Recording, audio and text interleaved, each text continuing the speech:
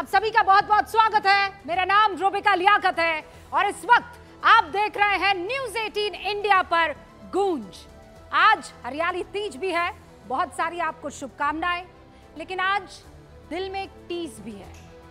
देश की बेटी, हमारी अपनी प्यारी विनेश फोगाट, जो पहली महिला बनी थी हिंदुस्तान की इतिहास रचते हुए, कुश्ती के फाइनल में पहुंची ओलंपिक में। हर कोई दुआ के हाथ उठाए हुए था, लेकिन फिर ऐसी खबर आई जिसने सबका दिल तोड़ दिया। एक ऐसी खबर आई जिसने पूरे देश को गमजदा कर दिया। ये तस्वीर जितनी बार जो भी देखेगा और देश से जो असल मोहब्बत करता है, वो इस तस्वीर को देखकर हर बार एक बार के लिए टूट जाएगा।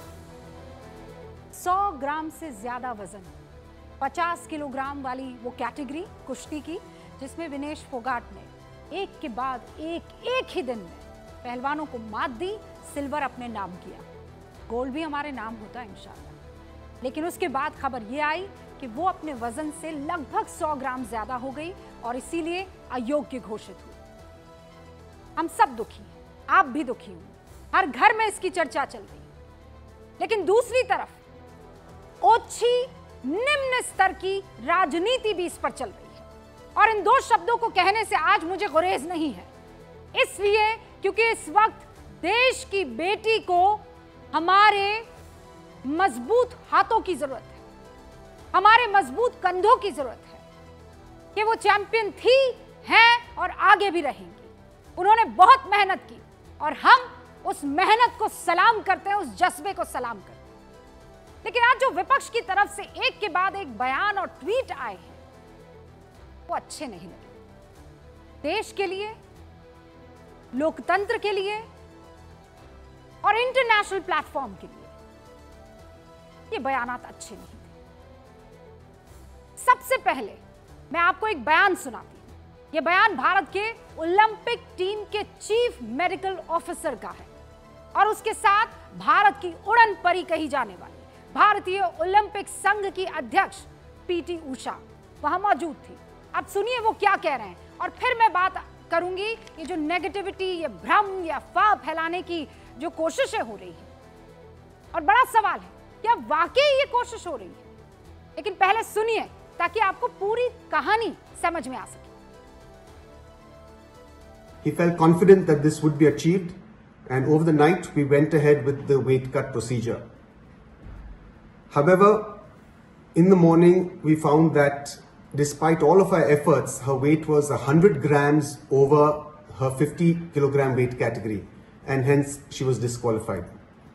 We had tried all possible drastic measures throughout the night, including cutting off her hair, shortening her clothes, and despite all of this, we could not make that 50 kg weight category. अब आप बताइए मुझे, भारतीय Olympic संघ के CMO झूठ बोल रहे हैं? किसी के दबाव में बोल रहे हैं? क्या पीटी उषा उनके झूठ में साथ दे रही है? क्या इन दोनों ने गलत बयान दिया है? क्योंकि अगर वो सच कह रहे हैं तो फिर भारत में हर बात पर गिद्ध सियासत करने वाले कुछ सियासतदान को देश के सामने आकर माफी नहीं मांगनी चाहिए। क्योंकि एक खिलाड़ी जिसने सालों साल मेहनत की, जो फाइनल तक पहुंची, लेकिन एक गलती की वजह से सालों का सपना टूट गया। और वो गलती क्या है?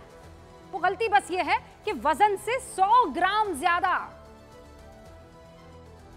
पूरी रात जगी है, मेहनत की है, कसरत करती रही है, डिहाइड्रेटेड हो गई, पूरी कोशिश की, पूरी लगन से काम किया। और सिर्फ विनेश फोगाट नहीं, उनके साथ आईओसी का एक जो मेंबर है वहां पर मौजूद। इस मामले पर भी कुछ लोग को सियासी रोटियां सेकनी और बड़ा मजा आ रहा है। दिल्ली में इस वक्त आप देखिए, मानो वो षड्यंत्र वायरस जो है एक के बाद एक विपक्षी पार्टियों को चुन रहा है। दिल्ली से 6568 किलोमीटर दूर पेरिस में अंतर्राष्ट्रीय ओलंपिक संघ के फैसले में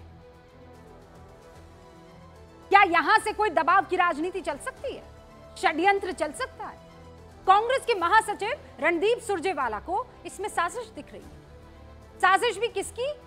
उनके ट्वीट को देखकर आप समझ लीजिए, और ये साथ में ट्वीट चला रही है। वो ट्वीट में क्या लिखते हैं? ये एक बहुत बड़ा नफरती षड्यंत्र है, एक एक शब्द पर गौर कीजिएगा। पेरिस ओलंपिक में विश्व की अजय पहलवान यूई सुसाकी और 2 और चैंपियन पहलवानों को हराया, देश का तिरंगा फहराया। सच्ची बात है, लेकिन षड्यंत्रकारियों को यह रास नहीं आया।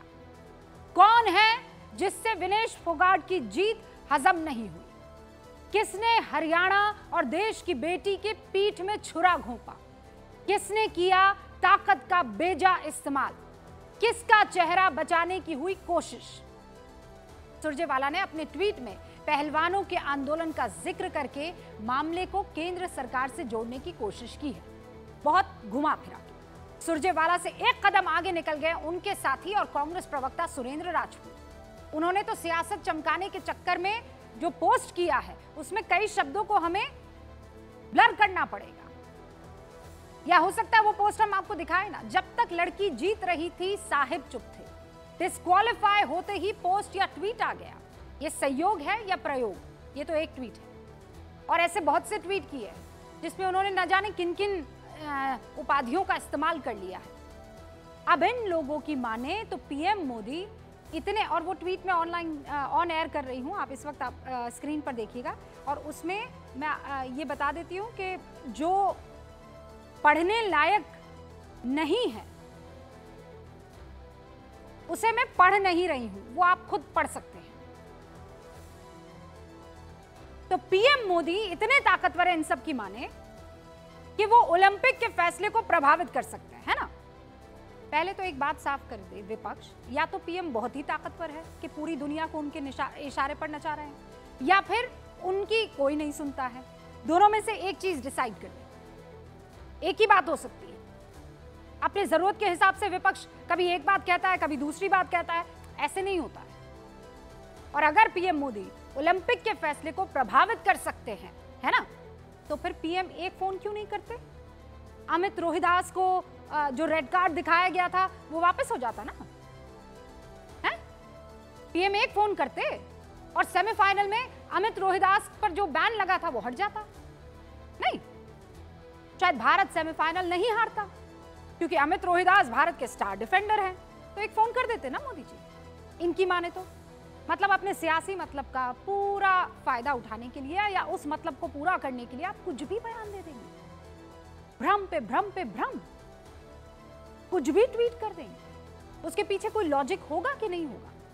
जनता में भ्रम डालो और फिर हरियाणा की बेटी के खिलाफ साजिश हो गई ऐसी बातें कहो और फिर लोगों का गुस्सा भड़काओ।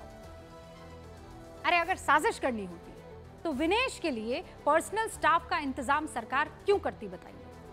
विनेश फोगाट के लिए हंगरी के फेमस कोच वॉलर अकोस को क्यों नियुक्त करती? 2024 ओलंपिक की तैयारियों के लिए विनेश फोगाट को 70,45,775 रुपए की मदद क्यों करती? इससे पहले भी 2020 टोक्यो ओलंपिक में विनेश पर जो है करोड़ों रुपए खर्च हुए। क्यों सरकार ये काम करती? सियासत चमकाने के लिए घरेलू मुद्दों पर बयानबाजी चलती है। भ्रामक दावा एक बार फिर भी चल जाता है जैसे पहले चला था, वो बर्दाश्त हो सकता है, लेकिन अंतर्राष्ट्रीय मंच पर अंतर्राष्ट्रीय अथॉरिटी के फैसले पर संदेह जताना, भ्रम फैलाना, अरे इसकी कोई सीमा है कि नहीं है? हर किसी को सरकार ने खरीद लिया